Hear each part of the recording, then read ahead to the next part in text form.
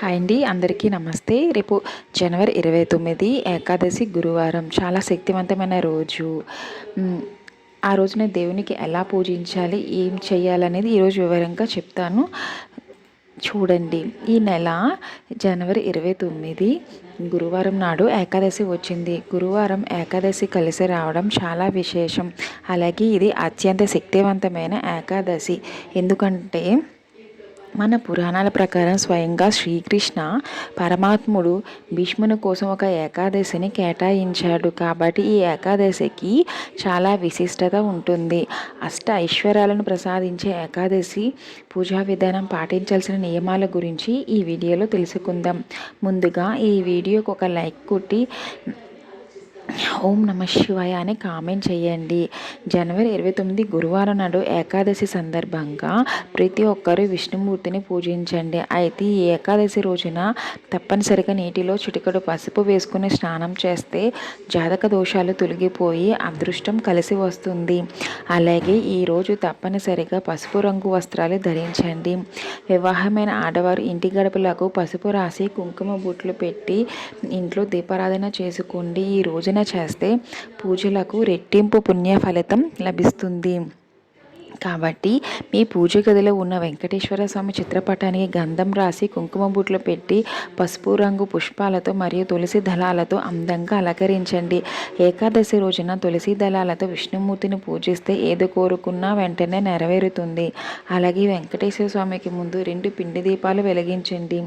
బియ్య పిండితో కానీ గోధుమ పిండితో కానీ పిండి దీపాలు తయారు చేసి దీపంలో ఆవు నెయ్యి పోసి 5 ఒత్తులతో దీపారాధన చేయండి. ఇలా పిండి దీపాలు వెలిగించి 2 శక్తివంతమైన మంత్రాలు చదవండి. ఓం నమో భగవతే వాసుదేవాయ అని, ఓం నమో నారాయణాయ అని 2 మంత్రాలు 21 సార్లు చదవండి. ఈ ఏకాదశి మంత్రాలు చదివితే విష్ణుమూర్తి సంపూర్ణ అనుగ్రహం లభిస్తుంది. ఇక అప్పుల సమస్యలు, కటిక పేదరికంతో ఇబ్బంది పడేవారు ఒక పసుపు దారానికి 21 యాలకులను గుచ్చి ఈ యాలకమాలను వెంకటేశ్వర స్వామి పటానికి వేసి నమస్కారం చేసుకోండి.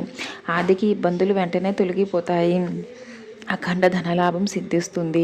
ఇక పూజల నైవేద్యంగా స్వామివారికి ఒక చిన్న బెల్లం ముక్క నివేదించి హారతి కర్పూరం సమర్పించి తలపై అక్షింతలు వేసుకొని మీ పూజను ముగించుకోండి. అలాగే ఏకాదశి రోజున ఖచ్చితంగా తులసి కోటను పూజించండి. తులసి కోటను దీపం వెలిగించి తులసి మొక్కకు 11 ప్రదక్షిణలు చేస్తే లక్ష్మీ కటాక్షం సంపూర్ణంగా కలుగుతుంది. అలాగే ఈరోజు తప్పనిసరిగా మీ దగ్గరలో ఉన్న వెంకటేశ్వర స్వామి దేవాలయానికి వెళ్ళండి. విష్ణుమూర్తికి తులసిమాల సమర్పించి దేవాలయంలో నెయ్యి దీపం వెలిగించండి. ఆ వెంకన్న ఆశీర్వాదం మీ కుటుంబాలపై ఎల్లవేళలా ఉంటుంది. ముఖ్యంగా ఈ ఏకాదశి సాయంత్రం సమయంలో ప్రతి ఒక్కరూ ఇంటి ముందు 2 దీపాలు వెలిగించాలి.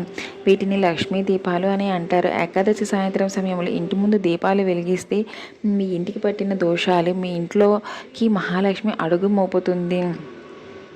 దేవతా వృక్షమైన రావి చెట్టులో విష్ణుమూర్తి, లక్ష్మీదేవి సమేతంగా నివసిస్తారు. కాబట్టి ఏకాదశిని ప్రతి ఒక్కరూ రావి చెట్టుకి ముట్టుకొని నమస్కారం చేసుకోండి.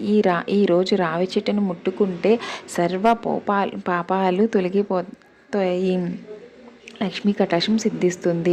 రావి చెట్టు కింద నువ్వుల నూనెతో దీపం వెలిగిస్తే డబ్బు సమస్యలు, అప్పుల సమస్యలు పోతాయి. అలాగే మీ జీవితంలో ఏమీ లేని స్థాయి నుండి గొప్ప స్థాయికి ఎదగాలంటే ఏకాదశి రోజున ఒక రావి ఆకుపైన గంధంతో ఓం అని రాసి మీ బీరువాలో కానీ మీ పర్సులో కానీ పెట్టుకోండి. ఇలా ఆకస్మిక ధనలాభం కలిసి వస్తాయి. ఇక మీ ఇంటికున్న వాస దోషాలు, నరదిష్టి దోషాలు తొలగిపోవాలంటే ఏకాదశి రోజున ఒక రాగి చెంబులో నీళ్లు పోసి మీ ఇంటికి ఈశాన్యంలో పెట్టుకోండి. ఇలా చేస్తే కుటుంబ కష్టాలు తొలగిపోయి మంచి రోజులు వస్తాయి. అలానే మీ ఇంటి గుమ్మం బయట గంధంతో స్వస్తిక్ గుర్తుని గీయండి. మీ ఇంటికి భోగభాగ్యాలు కలిసి వస్తాయి. ఇక ఎవరైతే నరదృష్టి సమస్యలతో, అనారోగ్య సమస్యలతో బాధపడుతున్నారో అలాంటి వారు ఏకాదశి రోజున నీటిలో 2 లవంగాలు వేసుకొని తలస్నానం చేయండి. నరదృష్టి సమస్యలు, అనారోగ్య సమస్యలు తొలగిపోతాయి. అలాగే నీటిలో నువ్వులు కలిపి తలస్నానం చేస్తే శని దోషాలు తొలగిపోతాయి. అదేవిధంగా నీటిలో తులసి ఆకులు వేసుకుని తలస్నానం చేస్తే ఐశ్వర్య ప్రాప్తి సిద్ధిస్తుంది. వివాహమైన ఆడవారు ఈరోజు ఖచ్చితంగా ఉపవాసం ఉండాలి. ఏకాదశి రోజున ఉపవాసం ఉంటే జన్మ జన్మల పుణ్య ఫలితం లభిస్తుంది. కుటుంబ కష్టాలు వెంటనే తొలగిపోతాయి. ఉపవాసం ఉండేవారు పాలు పండ్లు స్వీకరించవచ్చు. ఈ ఏకాదశి రోజున చేసే గోపూజలకు తరతరాల తరగిన ఐశ్వర్య ప్రాప్తం సిద్ధిస్తుంది. గోవుకి అరటి పండ్లు తినిపించి మనసులో ఏదైనా కోరుకుని గోమాతకి నమస్కారం చేసుకోండి. నలా తిరగకుండా అది మీ కోరిన కోరిక వెంటనే నెరవేరుతుంది.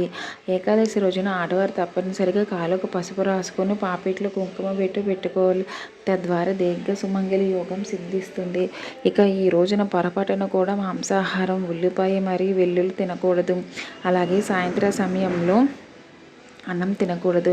ఏకాదశి రోజున సాయంత్రం పూట అన్నం తింటే మన శరీరంలో సకల పాపాలు ప్రవేశిస్తాయంటే ఇక భార్యాభర్తలు తప్పనిసరిగా బ్రహ్మచర్యం పాటించాలి.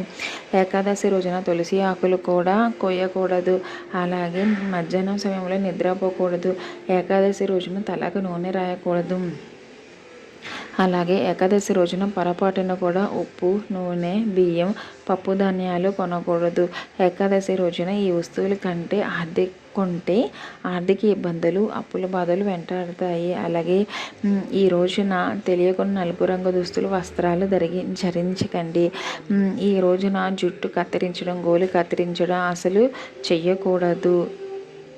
మన పురాణాల ప్రకారం శంఖాన్ని లక్ష్మీదేవి సోదరుడిగా భావిస్తారు. కాబట్టి ఈ ఏకాదశి రోజున ఒక చిన్న శంఖాన్ని పూజ గదిలో పెట్టుకుంటే ఇంటికి ఉన్న దరిద్ర బాధలు తొలగిపోయి ఐశ్వర్య ప్రాప్తి కలుగుతుంది. అలాగే ఈ రోజున పసుపు కొన్ని మీ పూజ గదిలో పెట్టుకుంటే ధనపరంగా బాగా కలిసి వస్తుంది. ఇక మీ భర్త ఆదాయం విపరీతంగా పెరగాలంటే ఏకాదశి రోజున ఒక ముత్తైదుని మీ ఇంటికి పిలిచి కాళ్ళకు పసుపు రాసి తాంబూలం ఇవ్వండి. ఇలా చేస్తే మీ భర్త సంపద పెరుగుతుంది. అలాగే సుమంగళి యోగం కలుగుతుంది.